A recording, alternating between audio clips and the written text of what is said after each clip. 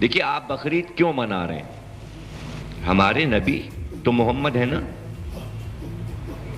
تو ابراہیم کے گھر کے ایک واقعے پر 73 فرقے متفق ہیں، حالانکہ سنت ہے، حالانکہ سنت ہے،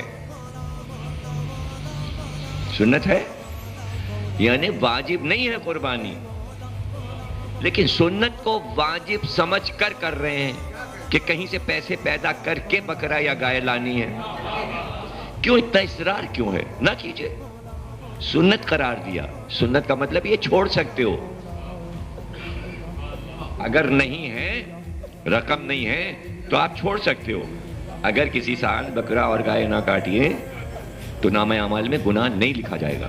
اور قیامت میں حضرت ابراہیم کا سامنا ہوا تو کیا حضرت ابراہیم ناراض ہو جائیں گے کہ تم نے میرے بیٹے کے بچنے پر خوشی کیوں نہیں منائی؟ آپ آرام سے کہہ دیں گے خوشی تو دل میں تھی کہ آپ کا بیٹا بچ گیا، پیسے نہیں دے کے بکرا لاتے، گائے لاتے۔ ابراہیم نے کہا کوئی بات نہیں، جاؤ جنت میں جاؤ۔ یعنی یہ چارج محشر میں نہیں لگے گا آپ پر کہ ابراہیم اللہ سے یہ شکوہ کریں کہ اس امت نے میرے بیٹے کے بچنے پر عید نہیں منائی۔ ایسا کوئی فتویٰ نہیں ہے، ایسی کوئی آیت نہیں ہے، مناؤ یا نہ مناؤ۔ ابراہیم تم سے پوچھیں گے نہیں، اگر تم نے منایا ہے تو کوئی بہت بڑا انعام بھی ابراہیم نہیں دیں گے، اس لیے کہ انعام دینا ابراہیم کے ہاتھ میں ہی نہیں ہے، مسئلہ ہے محمد کے ہاتھ میں۔ ہاں محمد پوچھیں گے کہ میرا بیٹا عاشور کو مارا گیا تھا، کیا کیا ہے، خوشی منائی یا یہاں سوال ہوگا۔ اس لیے میں نے لفظ کہا تھا ذلت بھی ہے، رسوائی بھی ہے، شرمندگی بھی ہے، اس لیے کہ وہاں ذلیل ہونا پڑے گا۔ اگر کسی نے خوشی منائی ہے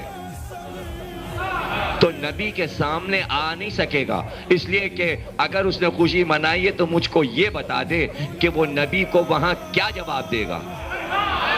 کیا یہ جواب دے گا کہ ہمیں پتہ نہیں تھا، ہم یہ سمجھ رہے تھے جیسے ابراہیم والے دن عید ہوتی ہے ویسے ہی آپ کے نواسے والے دن بھی عید ہوتی ہے؟ کیا ہمت ہے یہ جواب دینے کی؟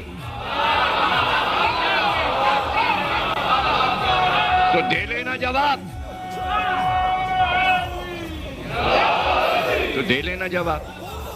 تو کم از کم یہ جو بیٹھے ہیں 1400 برس پہ فرش عزا پر، تو یہ نبی کے سامنے تو آ سکتے ہیں نا، یہ نبی کے سامنے آ کے کہہ تو سکتے ہیں، یعنی آنکھیں مل تو سکتی ہیں نا، منہ تو نہیں چھپاتے پھریں گے۔